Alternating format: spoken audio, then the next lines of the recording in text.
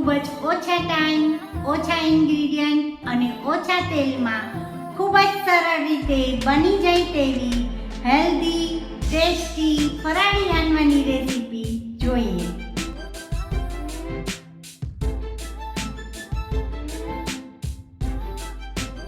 વાટકો સામો, તેની સામે અડધોથી પોણો વાટકો સાબુદાણાને કપડાથી સરખી રીતે લૂછી નાખો અને તેને મિક્સર ગ્રાઇન્ડરમાં પીસી નાખો.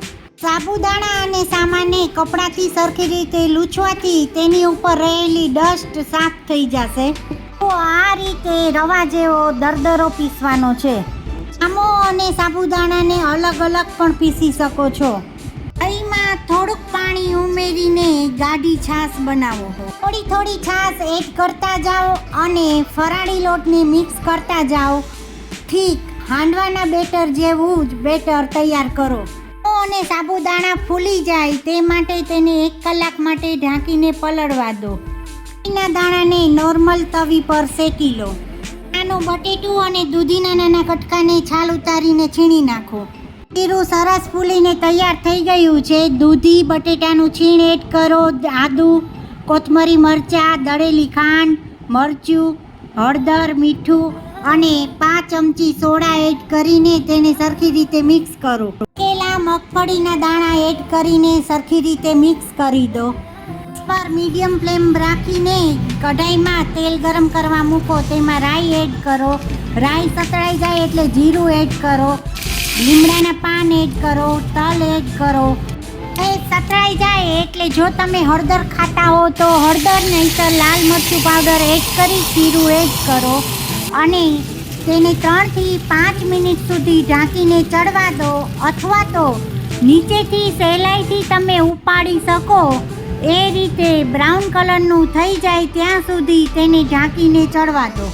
મિનિટ થઈ ગઈ છે. હાંડવો નીચેથી સરસ શેકાઈ ગયો છે. જુઓ, આસાનીથી ઉઠલાઈ જાય એવો થઈ ગયો છે. હવે તેને ઉલટાવી નાખશું અને 5 મિનિટ માટે ઢાંકીને સ્લો ફ્લેમ પર ફરીથી ચડવા દઈશું. થોડુંક સાઈડમાં તેલ એડ કરી શકો છો કાં ફરીથી વઘાર કરીને પણ તેને શેકી શકો છો. મિનિટ થઈ ગઈ છે. હાંડવો સરસ શેકાઈને તૈયાર થઈ ગયો છે. આને તમે દહીં કે ચટણી સાથે સર્વ કરી શકો છો.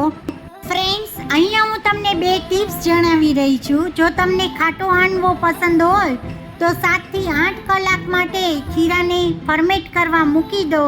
ખૂબ જ ટેસ્ટી બને છે. અને બીજા નંબરની ટિપ્સ, તમે જે ફરાળી લોટ દળીને રાખો છો તેને તમે એરટાઇટ ડબ્બામાં પેક કરીને રાખી શકો છો, જેથી કરીને તમે તાત્કાલિક ફરાળી ઘણી બધી વાનગીઓ બનાવી શકો છો. ફ્રેન્ડ્સ, તમને મારો આ વિડીયો કેવો લાગ્યો તે મને કમેન્ટ સેક્શનમાં જરૂરથી જણાવજો.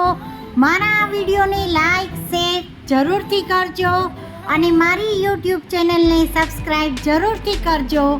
ફરી મળીશું નવી રેસીપી સાથે કુકિંગ વિથ મમતામાં.